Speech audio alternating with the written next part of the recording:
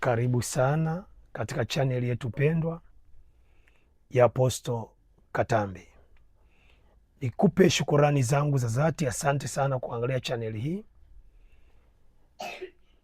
Ni channel ambayo inatupa maarifa ya neno la Mungu na kutupatia neema ya kuweza kushinda vita vya kiroho. Siku ya leo tutakuwa na somo letu zuri sana, hatima iliyobebwa katika nyota yako. Hatima iliyobebwa katika nyota yako. Somo hili la leo tutajifunza kwamba hatima yako ya kuwepo duniani. Wengine ni walimu, hatima yao ni walimu. Wengine ni mainjinia, hatima ni mainjinia. Wengine ni madokta, hatima ni madokta. Wengine ni wahasibu, hatima zao zimebebwa kwenye uhasibu. Wengine ni wafanyabiashara, hatima zao zimebebwa katika ufanya biashara. Ndipo tutajifunza leo hatima iliyobebwa katika nyota yako katika ulimwengu wa roho. Yaani kwa lugha nzuri, lile kusudi la wewe kuwepo duniani, lile kusudi la wewe kuishi katika dunia tulio nayo leo, hilo kusudi limebebwa katika nyota yako katika ulimwengu wa roho. Nasema mtumishi, unaongea nini? Maana yake maisha yako yamebebwa katika nyota yako. Kama ni mara ya kwanza kuingia katika channel yetu pendwa ya Apostle Katambi, somo hili la nyota nimefundisha hapo nyuma. Nimefundisha nyota ni nini, nikafundisha pembe 5 za nyota, nikafundisha magimba matatu ya nyota: gimba la bahati, gimba la mvuto, gimba la dhamira ya moyo. Nikafundisha pembe 5 za nyota: kibali, ndoa, nikafundisha vitu mbalimbali, umiliki, nikafundisha mamlaka rohoni katika nyota. Kwa hiyo leo nataka niseme ya kwamba kabla hujaendelea kujifunza somo hili, unaweza ukapata masomo ambayo yako hapo nyuma kwenye chaneli hii ambayo nimefundisha, ili uelewe zaidi na upate ufahamu zaidi katika kuweza kuelewa kwa habari ya kushindi uliobebwa katika nyota yako. Kama ni mara yako ya kwanza, ili upate masomo yetu ya mbele yanayokuja, unaweza ukachukua nafasi ya kusubscribe channel hii. Unaposubscribe channel hii, tunapotuma masomo yetu kwa wakati, unapata masomo hayo kwa muda mwafaka. Na cha pili pia nataka kukuambia kwamba weka comment yako hapo chini. Weka comment yako hapo chini. Weka comment yako hapo chini kwamba unatuangalia kutoka nchi gani, unatuangalia kutoka eneo gani, unatuangalia kutoka mkoa gani. Weka comment yako hapo chini, tutaisoma na Mungu akubariki sana. Leo nataka tujifunze kwa habari ya hatima yako iliyobebwa katika nyota yako. Nyota ya mtu imebeba hatima yako ya kuwepo hapa duniani. Kuna watu unapambana sana kwenye biashara lakini hufanikiwi. Kuna watu umekuwa unapambana kutimiza malengo yako, ndoto zako, mipango yako, lakini hufanikiwi. Shida sio kwamba hauna juhudi kwenye kazi. Shida sio kwamba hauna malengo kwenye kazi. Shida katika ulimwengu wa roho, wakishika kwenye nyota, hatima yako inashikwa. Kwa unajikuta unapambana, bidii yako ni bure. Lakini kuna wengine tu wanajikuta kwenye ndoa mambo yanaharibika, kwenye familia mambo yanaharibika, kwenye uchumi mambo yanaharibika, kazini unachukiwa tu bila sababu. Hatima yako iliyobebwa katika nyota yako. Wakigusa nyota yako kwenye ulimwengu wa roho, hatima yako wameigusa katika ulimwengu wa kiroho. Unasema mtumishi, unaongea nini? Kwa lugha nzuri, nyota imebeba mfumo wa maisha yako. Mfumo wa maisha yako.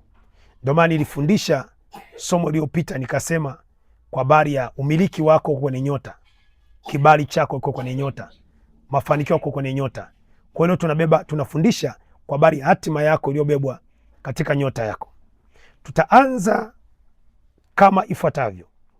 Lile kusudi iliyokufanya uje duniani, kusudi lilokuleta kuwa duniani, kimaisha, kiuchumi, kifamilia, limebebwa katika nyota yako. Kwa wanapogusa nyota yako katika ulimwengu wa roho, kusudi lako linaguswa. Ndio unaona mtu anaanza kuhangaika kimaisha, anaanza kuhangaika kiuchumi, unapambana ujielewi, unafanyia watu mema wanakulipa mabaya. Twende tukaangalia kwenye Yeremia sura ya 1 mstari wa 4 na wa 5. Yeremia sura ya 1 mstari wa 4 na wa 5. Hapo ndipo tutaanza kusoma, na Mungu akubariki. Unanifuatilia katika channel yetu pendwa ya Apostle Katambi. Yeremia sura ya 1 mstari ule wa 4 na wa 5. Maandiko yanasema katika Yeremia sura ya 1 mstari wa 4 na wa 5. Maandiko anasema neno la Bwana likanijia kusema, kabla sijakuumba katika tumbo nalikujua, na kabla hujatoka tumboni nalikutakasa, nimekuweka kuwa nabii wa mataifa. Hii ni Yeremia sura ya 1, nafundisha hatima yako iliyobebwa katika nyota yako. Yeremia sura ya 1 mstari wa 14 mpaka mstari wa 5.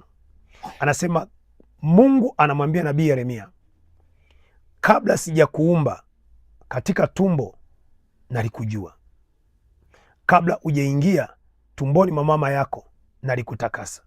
Alafu Mungu anasema nimekuweka kuwa nabii wa mataifa. Maana yake hapa anazungumza kwa habari ya uumbaji. Kumbuka tunaumbwa tukiwa kwenye tumbo la mama, unatengenezwa upya ukiwa kwenye tumbo la mama.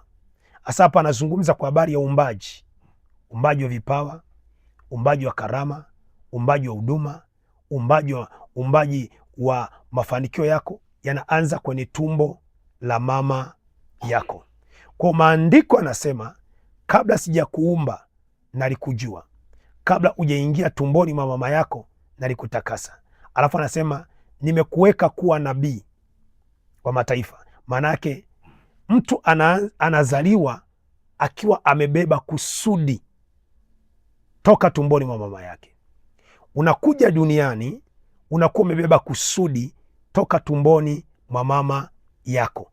Yaani unazaliwa ukiwa kabisa tayari unakuja duniani wewe ni injinia. Unazaliwa unakuja duniani wewe ni mhasibu.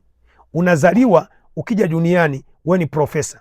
Unazaliwa ukija duniani wewe ni mkulima. Unazaliwa ukija duniani wewe ni mfugaji. Unazaliwa ukija duniani wewe ni mwalimu. Unazaliwa ukija duniani wewe ni mwanasiasa.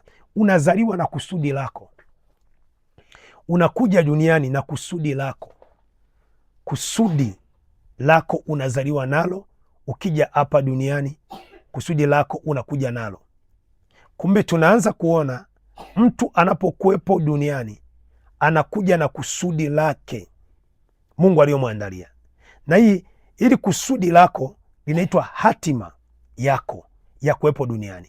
Na hii hatima yako ya kuwepo duniani imebebwa katika nyota yako.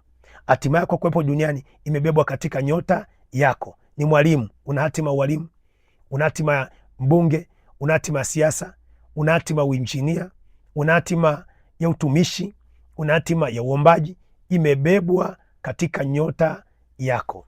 Kitabu cha Mathayo sura ya 2, kitabu cha Mathayo sura ya 2 na mstari ule, Mathayo sura ya 2 ule mstari, kitabu cha Mathayo sura ya 2 na ukianzia mstari ule wa 1, hatima ya mtu anakuja nayo imebebwa katika nyota yako. Kwa unapoanza kuona mambo yanavurugika, unapoanza kuona vitu haviendi sawa, unapoanza kuona kwenye maisha unapambana sana, unatoa juhudi sana, lakini mambo haendi vizuri, ombea hatima yako kupitia nyota yako.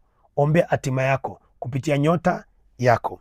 Kitabu cha Mathayo sura ya 2 mstari wa 1 anasema Yesu alipozaliwa katika Bethlehemu ya Yahudi zamani za mfalme Herode, tazama, mamajusi wa mashariki walifika Yerusalemu wakisema, yuko wapi yeye aliyezaliwa mfalme wa Yahudi?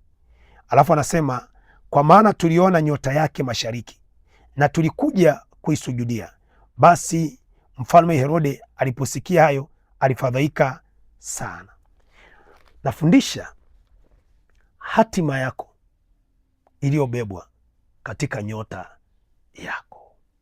Kwa tafasiri halisi, maisha yako yaliyobebwa katika nyota yako.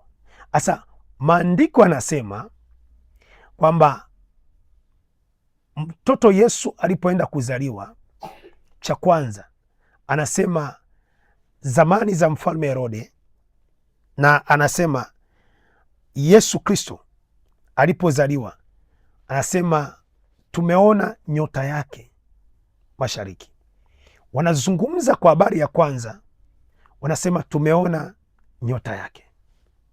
Cha pili hapa anazungumza, anasema mtoto huyu aliyezaliwa amekuja na hatima, mfalme wa Wayahudi.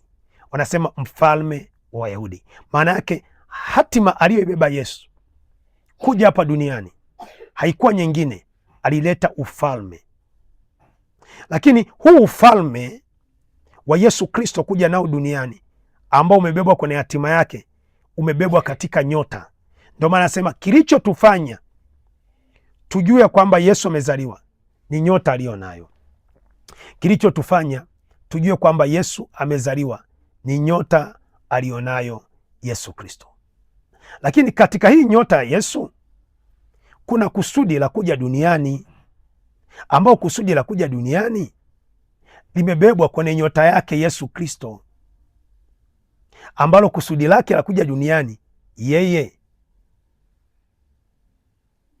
kusudi la kuja Yesu duniani, yeye ameletwa kuwa mfalme wa Wayahudi. Kwa nini sasa? Nataka nikuonyeshe Yesu alileta kusudi la ufalme. Ani kilichomleta Yesu duniani ni kuleta ufalme. Ndio maana hata anasema nimekuja kuleta ufalme. Lakini hilo kusudi la Yesu kuleta ufalme limebebwa katika nyota yake. Isaya sura ya 9 mstari wa 6 anasema mtoto amezaliwa, mtoto mwanaume amezaliwa, na anasema uwezo wa kifalme utakuwa mabegani mwake, naye ataitwa mshauri wa ajabu, naye ataitwa baba wa milele, naye ataitwa Mungu mwenye nguvu, naye ataitwa baba wa milele. Maana yake asema uwezo wa kifalme utakuwa mabegani mwake. Isaya sura 9 mstari wa 6. Kwa hiyo tunaona hapo ni miaka mingi iliyopita kabla ya Agano Jipya kuja kwa Kristo. Lakini wale wa kule nyuma wanasema Yesu atazaliwa lakini ataleta ufalme. Maana yake kusudi la kuja duniani, Yesu alileta ufalme wa Mungu. Kusudi la kuja duniani, Yesu alileta ufalme wa Mungu. Na hawa mamajusi baada ya miaka mingi miaka kupita, Yesu anakuja anazaliwa, mamajusi wanasema tumeona nyota yake. Yuko wapi aliyezaliwa mfalme wa Yahudi? Maana yake nyota ya Yesu ilibeba kusudi la Yesu.